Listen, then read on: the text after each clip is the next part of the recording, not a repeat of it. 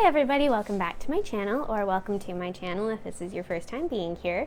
I haven't filmed a video in quite some time, and I told myself that I was going to be really consistent this year, but life has just been emotionally and physically draining, so that hasn't happened. I would really like to try and commit to posting once a week, but anyway, today I'm going to be updating on fertility tests and things like that.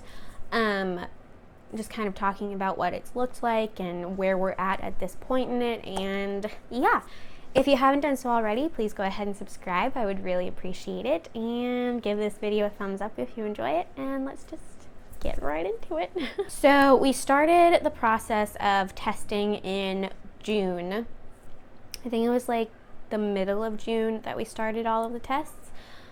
He did a ton of blood work on me. I got 12 vials of blood taken, and Sam got one to check his chromosomes and things like that.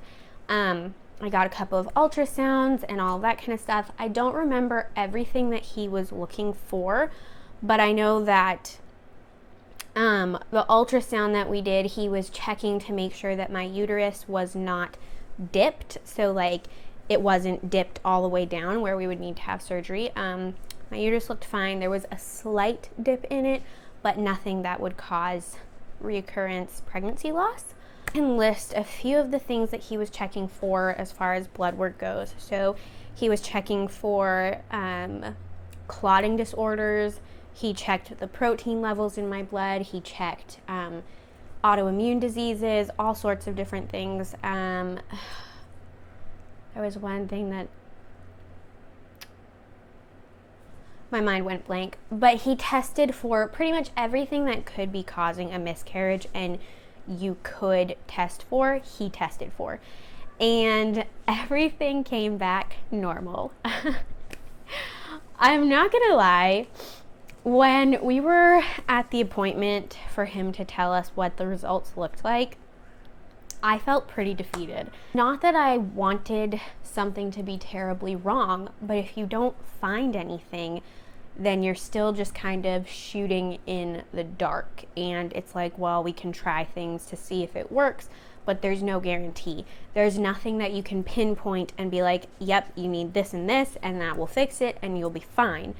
It's just, you don't know. And so that appointment was pretty difficult. I was kind of trying to hold it together the whole time. But yeah, I feel a little bit better about it now, although it's still kind of discouraging, and I still feel a little bit hopeless about the whole process, just because your mindset completely changes when you go through so many miscarriages, especially in a row. But yeah, so everything looked good. Everything looked normal. Sam was normal. Nothing wrong with him. So yeah, there's nothing wrong except for the fact that I keep miscarrying and we don't really know why. So a couple of things that he suggested, five things he wants to do is I would be on a medicine called Clomid, and that's to sort of prep your body to ovulate. Oh, I should have put a disclaimer saying that I'm going to be talking about ovulation and all of that kind of stuff, so yeah, there it is. Clomid is a medicine to prep your body to ovulate and to prep the eggs and sort of get you in the best possible place that you can be when you start trying again. So he wants me to be on that, and then after the Clomid is done, you go in and I would get an HCG shot, and that puts your body into ovulation. So the Clomid is prepping the eggs and seeing if we can get some good eggs, and the HCG is throwing your body into ovulation. So it's like the doctor is controlling everything that's going on as much as he can, because, you know, obviously he can't control everything. And so after that, you start progesterone, or I don't know why I say you. I would start progesterone 2 days after the HCG shot. And then I would go in to get my levels checked for progesterone to see how that looks and to see if the HCG shot worked. And then if you don't get your period by a certain time, you go in and they do a pregnancy test. He told me that I will not take a pregnancy test at home, or he said that I should try to resist whenever we start trying again. He said I should try to resist because the HCG will show a positive. Now, I was doing some research on it, and the HCG leaves your system after 14 days. He schedules you after that. So, I don't know. I probably won't do it since he told me not to, but it would be really hard not to. So after that's all done, I'll be on the progesterone, and I will be on baby aspirin, but I've been taking baby aspirin since last December, just because it's not going to hurt anything, and yeah, I have a lot of inflammation, so I've just been taking that anyway. And then he'll put me on something called Lovenox, and it's an injection that we would do at home to me. And I guess it's a concentrated aspirin. I'm not really sure what the logic is behind the aspirin, because all of like the blood clotting conditions that I could have came back negative. So I'm not sure if there's something that he could potentially miss or you can't test for. I'm not really sure where the logic comes from in that particular area. I do know that he told me something you can't see on a test is whether your ovulations are good quality. So that's why he suggested the Clomid and the HCG shot, because that almost guarantees that you will ovulate, and it improves your ovulation. Now, I can see this being an issue for me because the last time that we were trying back in the spring, I was taking ovulation tests every single day. Like, I would go on my Flow app and it would say, okay, 5 days until you ovulate. And then when I got that 5-day notice, I started taking ovulation tests. I never, ever, ever got a dark line, and I took them every single day. I only ever got a faint line. And so, for those of you who don't know, when you take an ovulation test, when you have your LH surge, I don't remember what LH stands for, so bear with me on that one. But when you have that, the day after, the line should be darker, as dark or darker than the control line. So the test line should be as dark or darker than the control line. I never got that when I was taking the ovulation tests, not once, on my own. So I can see that being something that is wrong. But again, you can't test for it. There's no way to know for sure. But it seems like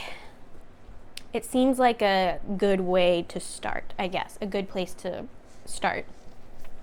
So that's sort of the game plan. I don't know when he would start me on the injections, but that will be the game plan whenever we decide that that's the game plan. So yeah, that's sort of everything in a nutshell. It's a really long emotional experience. There was one ultrasound, the ultrasound that I had to check that my uterus wasn't dipped or anything like that, was very, very painful. It was like I was pretty much on the couch for like a week, and I think that's because I have endometriosis. He told me that most women don't have as hard a time with it as they think they will. But I think because I have endometriosis, it just, everything kind of hurts a little bit more. And it's really emotional. Like, you know, you just never really expect to be in this position where you're going to a fertility doctor like at least 2 or 3 times a month to try and have a baby. And I don't know, it's just been a long summer. Again, I kind of feel like we're still in the storm and we haven't really gotten out of it yet. So I'm trying to be positive, but it's really, really hard to. It's really, really difficult to change your mindset when you've just experienced so much trauma through miscarriage. It's a very real thing. Like, it just completely changes the way that you look at it. Like, every time I have my period, every time I have any type of cramp, I feel like I get a little bit anxious. But anyway, that's kind of a rant, that's kind of a tangent, not really what this video is about. But yeah, that's kind of my little update, short, nothing crazy, you know. I feel like it's nothing crazy. I do want to say that Sam and I thought about this, we prayed about it, like, this is the path that we've decided to take, as far as trying to have, as far as me bearing children goes at this point in our life. I recognize that it's not for everybody, and that not everybody's going to agree with it. Not everybody's going to agree with taking medicines and things like that. And I'm like, that's fine if that's how you feel about it. But this is something that Sam and I have decided to do. It's hard. It's difficult to wrap our minds around, but we feel that there's a chance for us with this plan, whatever you want to call it. And so we've decided to do it. Yeah, I don't know if that makes any sense, but anyway, I hope everybody's having a great summer. I hope you're all doing well and that you're staying safe and you're not going too crazy. I felt like I was going a little bit crazy at times this summer, but yeah, I will try to be more consistent, and I hope that you guys enjoyed this video. I hope it was a little informative. Probably not that informative because my memory is horrible and I don't remember all of the tests that he ran. So I'm sorry about that, but yeah, I just really want to make it like, you see videos where people are talking about like IVF and things like that, but I feel like you rarely see the other side of things. Like, I feel like if it's less extreme than IVF, then you aren't seeing anything about that. Does that make any sense? I'm not sure if it does, but I do feel like it's still such a taboo subject. And I really do feel that if women who are going through it were more candid about it, not insensitive, I would never force somebody to talk about what they're going through if they didn't want to. But I do think that it would benefit women a lot if we could just be candid about it and open about the process and all of that kind of stuff. So anyway, I hope you enjoyed this video, like I said already, and yeah, I will see you in my next one. Bye.